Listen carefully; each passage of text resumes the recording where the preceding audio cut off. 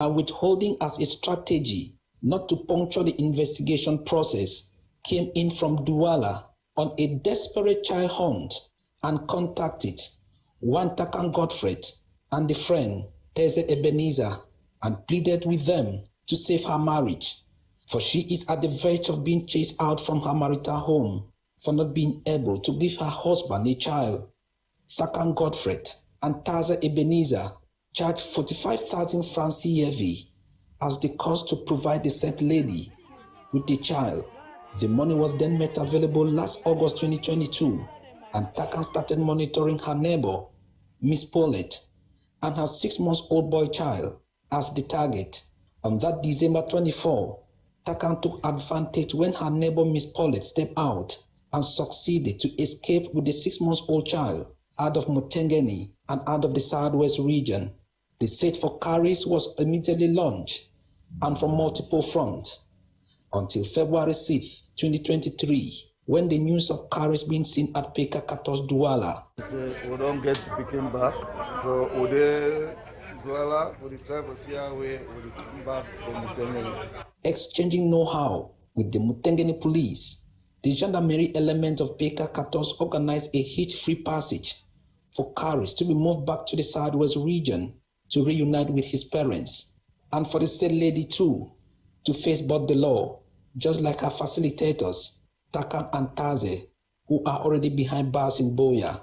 The suspects are also expected to assist in the investigation process in order to enable the element of forces of law and order dismantled this human trafficking network. A great job there. Coming back to the littoral region, precisely in Douala, 2 dozens of shops have been ravaged by wildfire at the Bonamusadi market here in the capital of course, the economic capital. We are told in the report coming up by Eileen Sama that this was caused by a short circuit, as we get the details right now. Traders of the Bonamusadi market, Douala, in Cameroon's littoral region, are counting their losses as they are staying shop following a fire incident that brought down to ashes about 20 shops. The fire, which broke out around 3 a.m. Monday morning, February 6, 2023, was reportedly caused by a short circuit and broke out around the area of the market where grinding mills are stationed, as well as beauty and cosmetic shops. According to eyewitnesses, elements of the firefighting unit Douala were alerted when the fire broke out and reported immediately to quench the fire, and after battling for hours, they succeeded to prevent the inferno from causing more damage. Nonetheless, about 20 shops were completely razed by the fire, which destroyed food items, cosmetic products, equipment, and more, causing these traders millions of francs CFA, as well as crippling the economy plagued by inflation. Recall here that the Bonamusadi market, located in the Douala 5 municipality, has suffered 3 of such destructive fire incidents in recent times, with the last happening few months back. Also, other markets across the city and the national territory at large have also experienced similar catastrophes, as the phenomenon of fire outbreaks remain commonplace in the country, affecting not only markets but homes and other workplaces. Over in the west region of Cameroon, students who will be caught loitering around their school premises during learning hours will be henceforth arrested. This is an authorization coming from the divisional officer for Penka Michel in the west region, as the release takes effect as from February the 13th of this year. Nai Vona with the details. Forces of law and order in the Penka Michel subdivision in the west region of Cameroon will, as from Monday, February 13, 2023, begin patrols in schools in that part of the region to arrest students who will be caught wandering around school premises during learning hours. This decision is contained in a press release signed recently by the divisional officer for Penka Michel subdivision, Tam Likeng Richard, who notes that this move will curb the recurring indiscipline on the part of students who wander around campuses during learning hours. Going by the release, these acts of indiscipline displayed by students ranging from exaggerated latecoming to classes to their presence out of campuses during learning hours, has been the cause of violence experienced across schools in recent times. The divisional officer, through the release, notes that from Monday, February 13, 2023, victims caught loitering around campuses will be apprehended and disciplined accordingly. It should be noted cases of violence have been recurrent in schools across the country in recent times, with illicit drug consumption being one of the major challenges faced in several schools. And on to something else, politics this time round. Elecam Cameroon has now released senatorial list for the upcoming elections due for March the 12th this year. In the meantime, a total of 22 lists have been accepted, with the ruling CPDM party already winning 2 regions out of the 10 of Cameroon in advance. Details with Elvis reporting from Yaoundé. You're welcome to the electoral headquarters, Elecam, where the senatorial list for this year's senatorial elections have just been released by the electoral body after 6 days of deliberations. In the Central region, the Electoral Commission has accepted the list of 2 political parties. We will have 2 lists accepted in the East region of Cameroon. All the 4 lists of the final region of Cameroon have been accepted, 2 in littoral, and all 3 lists have been accepted in the north, 2 accepted in the northwest of Cameroon, 1 list accepted in the south, then in Adamawa region 2 lists have been accepted, 3 in the west region of Cameroon, and then 1 from the southwest region of Cameroon.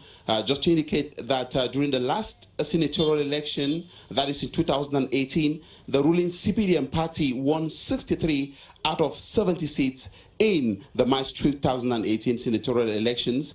Will the SDF still win this time around in the northwest region of the country? That is a question we are asking. The majority of the municipal councillors and regional councillors in the northwest region are of the CPDM. And so based on that scientific fact, the likelihood is that CPDM militants who are the councillors, municipal and regional councillors, will vote for the CPDM list. The list of 14 candidates, meaning 7 substantive and 7 alternates. This is logical, this is rational, and if that happens, I mean, naturally, it will be no surprise, and it shouldn't be any surprise that the CPDM will have the majority of the 7, if not all of the 7 Senate seats of the Northwest region. I'm saying it is logical. It should be no surprise, because we are in the scientific world and everything is a scientific process. Now, just time for us to give you an idea of some of the retained candidates from the northwest and the southwest regions of Cameroon. From the northwest region of Cameroon, for the CPDM ticket, the Electoral Commission has accepted the candidacy of Lafon Epus Eno-Emma, Ngafesen Emmanuel Mbandam, Neba Bridget, Kobenge Bome, Enwe Francis, Fontama Hilda Aluma, Bufong Carl Moses.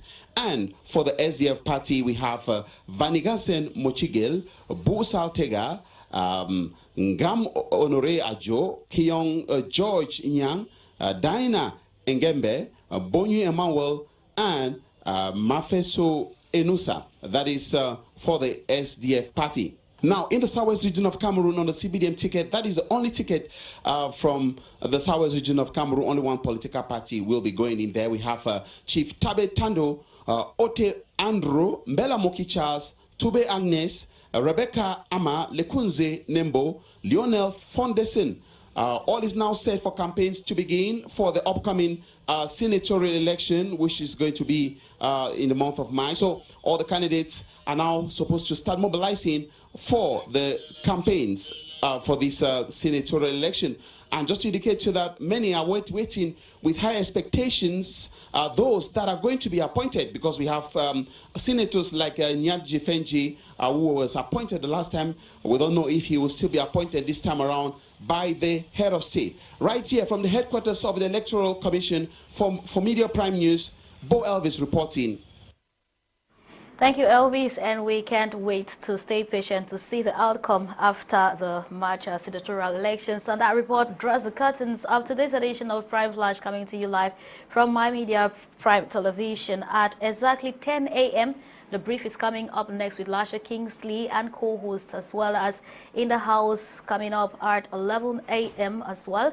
Many more programs will be yours, and these and many more stories will be coming up again during our 6:30 primetime newscast with Magdala Ayong Bisong. I have in Dolly Ngonde for presentation, and this newscast was produced by Elvis Modika. General coordination came from Faitata, and supervision, of course, from Kumlu. Stay blessed until next time.